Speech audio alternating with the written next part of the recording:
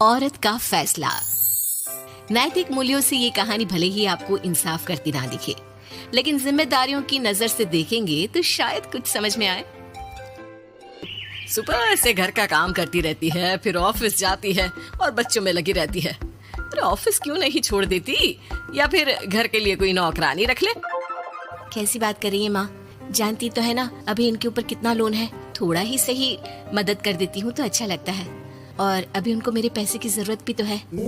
सुधा चंदर को बचपन से प्यार करती थी। एक ही मोहल्ले में खेल कूद कर बड़े हुए दोनों। जहाँ सुधा संपन्न परिवार से थी तो वहीं चंदर का परिवार आर्थिक परेशानियों से जूझता ही रहा। लेकिन सुधा की जिद के आगे किसी की नहीं चली। सुधा, कल ऑफिस जल्दी जाना है और 2 दिन के लिए गुजरात ऑफिस के काम से भी जाना होगा।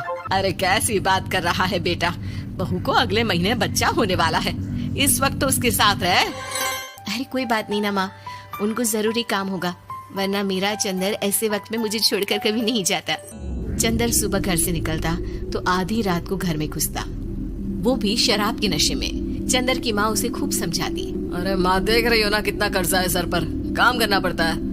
दिन रात काम नहीं करूँगा तो घर कैसे चलेगा। अरे लेकिन बहू को भी तो देख लिया कर, इस हालत में भी घर का बाहर का सारा काम करती है।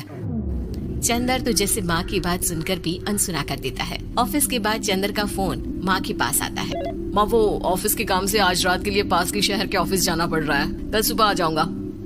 सुधा रात को कमरे में सो रही होती है कि उसके पेट में दर्द होता है। सुधा चंदर को वीडियो कॉल करती है। इनको फोन कर लो, शायद कुछ आराम मिले। लेकिन 10 बार फोन करने पर भी वो सुधा का फोन नहीं उठाता। ऑफिस के काम से गए हैं, हो सकता है बिजी हो। कितनी मेहनत कर रहे हैं हम लोगों के लिए।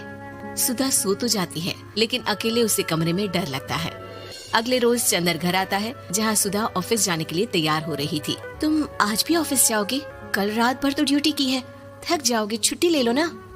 अरे नहीं, कैसी बात कर रही हो, ये तो पॉसिबल ही नहीं है। अच्छा रुको, मैं जल्दी से तुम्हारा खाना और नाश्ता बना देती हूँ। बेचारी सुधा ऑफिस जाना छोड़कर लग जाती है पति के लिए खाना बनाने, उसके कपड़े प्रेस करने और जरूरत का सामान मुहैया कराने के लिए। हो सके तो रात की ड्यूटी मत लिया करो ना, मुझे बहुत डर लगता है। अरे यार क्या है, तुम तो ऐसे बिहेव कर रही हो कि तुम ही अकेली हो जिसे बच्चा होने वाला है। इतने लोगों के पति जो काम के सिलसिले में बाहर होते हैं, उनका क्या।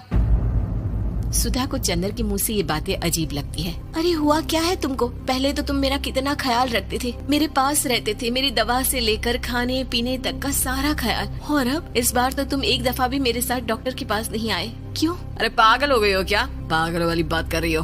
काम धंधा देखो या फिर तुम्हें लेकर टहलता फिरूं। और मुझे शुक्रवार की रात को काम से निकलना है, सोमवार आऊंगा। सुधा को समझ में नहीं आता कि क्यों अचानक से चंदर को फील्ड का काम मिल गया है। लेकिन एक दिन, सुधा, मैं और चंदर जरा एक रिश्तेदार के घर जा रहे हैं, तुम भी तैयार हो जाओ, घर में अकेली कैसी रहोगी। अरे नहीं, इस हालत में इसे लेकर जाना ठीक नहीं है। अरे लेकिन मैं ऑफिस भी तो जाती हूँ, फिर घर में अकेले। चंदर उसकी कोई बात नहीं सुनता। वो सीधा कार निकाल कर माँ को लेकर चला जाता है। सुधा घर के काम में लग जाती है कि अचानक उसकी नजर चंदर के बैग पर पड़ती है, जिसमें एक कागज दिखाई देता है। इनकी कागज भी ना इधर उधर फैले होते हैं, एक भी खो जाएगा तो बवाल करेंगे। लेकिन जैसे ही सुधा वो कागज खोल कर देखती है तो वो सदमे में आ जाती है। दरअसल वो कागज नहीं, बल्कि चंदर और उसके ऑफिस में काम करने वाली लड़की चांदनी की गोवा की टिकट होती है। सुधा चंदर के बैग को खोल कर देखती है तो उसे होटल के बिल से लेकर महंगे गिफ्ट्स और दूसरे शहरों के टिकट मिलते हैं। सुधा को समझते देर नहीं लगती कि उसका पति किसी और लड़की के साथ है। चंदर के आने पर सुधा उससे बात करती है। अरे नहीं, ऐसा कुछ नहीं है, तुमको गलत फहमी हो गई है। लेकिन जब सुधा के सवाल तीखे हो जाते हैं तो चंदर को अपनी गलती माननी पड़ती है और वो सुधा से माफी मांग लेता है। सुधा फैसला कर लेती है कि वो चंदर को छोड़ देगी। बच्चे और सामान को लेकर वो घर से निकल ही रही होती है कि सास उसे रोकती है। कहाँ जाएगी बेटा, रुक जा। चंदर को सुधा का जाना खल नहीं रहा था। वो झूठे मुंह भी उसे रोकने की कोशिश ही नहीं कर रहा था। सुधा चंदर को देखती है और मायके चली जाती है। मायके में माँ कहती है, अरे आज से कैसे घर छोड़कर आ गई? कौन सा चंदर तुझे छोड़ रहा था? माफी तो मांग ली थी ना। देखो बेटा, बेटी डोली में जाती है और अर्थी में ही निकलती है। पर पापा, मेरा आत्मसम्मान, उसका क्या? आपने मुझे पढ़ाया लिखाया है, इस लायक बनाया कि मैं खुद का खर्चा उठा सकूं, बेटी को पढ़ा सकूं, एक अच्छा जीवन पाऊं। अरे लेकिन पति की जरूरत तो होती है ना सुधा दीदी, और अगर आपको नहीं है तो इस बच्ची का सोचो जो अपने पिता से इस कदर जुड़ी है। आने वाले बच्चे की सोचो जिसके आने से पहले ही आपने पिता का प्यार से दूर करने की सोच ली। सुधा फोन देखती है लेकिन चंदर का कोई कॉल नहीं होता। वो समझ नहीं पाती कि अपने आत्मसम्मान के बारे में सोचे या बच्चों के बारे में। मम्मी, हम नाना नानी के घर से दादी और पापा के पास कब जाएंगे? नहीं जाएंगे बेटा, अब यहीं रहेंगे। नहीं मम्मी, मैं पापा के पास जाऊंगी। मुझे दादी के साथ रहना है। और मेरे साथ?